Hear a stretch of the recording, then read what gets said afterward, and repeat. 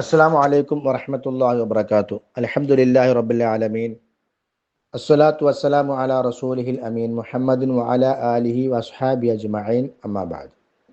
സഹോദരന്മാരെ, സഹോദരികളെ, മഹാനായ സഅദ് ബിൻ അബി വഖാസ് റളിയല്ലാഹു അൻഹു എൻ്റെ വിഷയത്തിൽ 4 ആയത്തുകൾ അവതരിച്ചു എന്ന് പറഞ്ഞുകൊണ്ട് അദ്ദേഹം പറയുന്ന 4 കാര്യങ്ങളിൽ ആദ്യത്തെ 2 കാര്യങ്ങളാണ് നമ്മൾ കഴിഞ്ഞ ക്ലാസ്സുകളിൽ മനസ്സിലാക്കിയത്.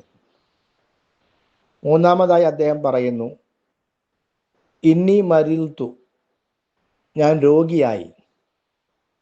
ഫഅതാനി റസൂലുള്ളാഹി സ്വല്ലല്ലാഹു അലൈഹി വസല്ലം, ഈ സന്ദർഭത്തിൽ നബി സ്വല്ലല്ലാഹു അലൈഹി വസല്ലമ എൻ്റെ അടുക്കൽ വന്നു. മറ്റു ചില റിപ്പോർട്ടുകളിൽ സന്ദർശനത്തിന് വേണ്ടി വന്നു എന്നാണ്. അപ്പോൾ രോഗിയെ സന്ദർശിക്കൽ ഇസ്ലാമികമായ മര്യാദയാണ്. ആ ചര്യ നബി സ്വല്ലല്ലാഹു അലൈഹി വസല്ലം പഠിപ്പിച്ചു എന്നതാണ്. രോഗിയെ സന്ദർശിക്കുക എന്നുള്ളത് സ്വർഗത്തിന് കാരണമാകുന്ന പ്രവർത്തനങ്ങളിൽ പെട്ടതാണ്. അതും ഹദീസിൽ വന്നിട്ടുണ്ട്. അങ്ങനെ നബി സല്ലല്ലാഹു അലൈഹി വസല്ലമ അദ്ദേഹത്തിൻ്റെ അടുക്കൽ എത്തിയപ്പോൾ അദ്ദേഹം പറഞ്ഞു, യാ റസൂലല്ലാഹ്, അള്ളാഹുവിൻ്റെ പ്രവാചകരെ, ഇന്നി ഉരീദു അൻ ഉഖ്സിമ മാലി, എൻ്റെ സ്വത്ത് വിഹിതം വെക്കാൻ ഞാൻ ഉദ്ദേശിക്കുന്നു. അപ്പോൾ അഫ ഊസി ബിൻ നിസ്ഫി, ഞാൻ അതിൻ്റെ പകുതി വസിയത്ത് ചെയ്യട്ടെയോ?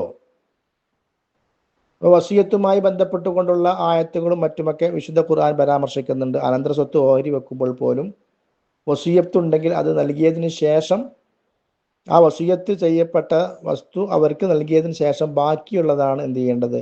അനന്തരമായി കൊടുക്കേണ്ടത്.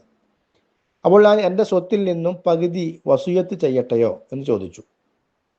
അപ്പോൾ നബി സല്ലല്ലാഹു അലൈഹി വസല്ലം പറഞ്ഞു, ഇല്ല, വേണ്ടതില്ല, അങ്ങനെ ചെയ്യേണ്ടതില്ല. ഫഖുൽതു, അപ്പോൾ അദ്ദേഹം പറയാണ്, ഞാൻ വീണ്ടും ചോദിച്ചു, അസ്തുലുസു, 1/3 കൊടുക്കട്ടെയോ?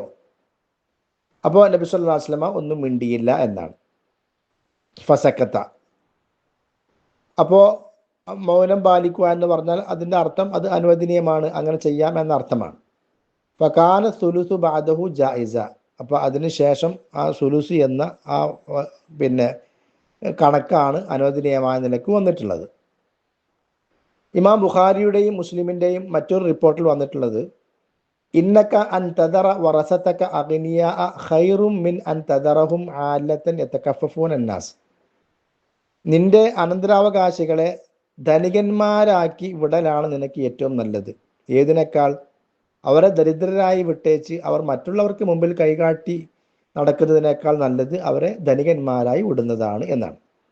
അപ്പോൾ ഇവിടെ മുൻഗാമികളായ ആളുകളുടെ പണത്തോടുള്ള ആ വിരക്തി, താല്പര്യമില്ലായ്മയും അള്ളാഹുവിൻ്റെ മാർഗത്തിൽ ചെലവഴിക്കാൻ അവർ കാണിച്ചിരുന്ന താല്പര്യവും നമ്മൾ മനസ്സിലാക്കേണ്ടതുണ്ട്. എന്നാൽ തൻ്റെ അനന്തരാവകാശികൾക്ക് സമ്പത്ത് ഒരു വ്യക്തിയിൽ നിന്ന് ലഭിക്കേണ്ടതുണ്ട്. അപ്പോൾ അതുകൊണ്ട് തന്നെ നബി സല്ലല്ലാഹു അലൈഹി വസല്ലമ അദ്ദേഹത്തോട് പറഞ്ഞു, നിങ്ങൾ അതിന് 3 കൊടുക്കൂ, 1/3 കൊടുക്കുക, 1/3 വസിയത്ത് ചെയ്യുക, ബാക്കി നിങ്ങൾ നിങ്ങളുടെ മക്കൾക്ക് വേണ്ടി വിട്ടേക്കുക. അസുലുസു കസീർ, 1/3 തന്നെ ധാരാളമാണ് എന്ന് പറയുന്ന റിപ്പോർട്ടും വന്നിട്ടുണ്ട്. അപ്പം അതുകൊണ്ട് സമ്പത്ത് വസിയത്ത് ചെയ്യുന്ന ആളുകൾ 1/3 വസിയത്ത് ചെയ്യുകയും ബാക്കിയുള്ളത് തൻ്റെ അനന്തരാവകാശികൾക്ക് വിട്ടേക്കുകയുമാണ് വേണ്ടത്. ഇതാണ് സഅദ് ബിൻ അബി വഖാസ് റളിയല്ലാഹു അൻഹു മൂന്നാമതായി പറഞ്ഞ വിഷയം. ഇവിടെ ഈ ഹദീസിൽ ഏത് ആയത്താണ് ആ വിഷയത്തിൽ അവതരിച്ചത് എന്നുള്ള പരാമർശം വരുന്നില്ല. അല്ലാഹു ആലം. വസല്ലല്ലാഹു അലാ നബീന മുഹമ്മദ് വഅലാ ആലിഹി വസഹ്ബിഹി വസല്ലിം. അസ്സലാമു അലൈക്കും വറഹ്മത്തുള്ളാഹി വബറകാതുഹു.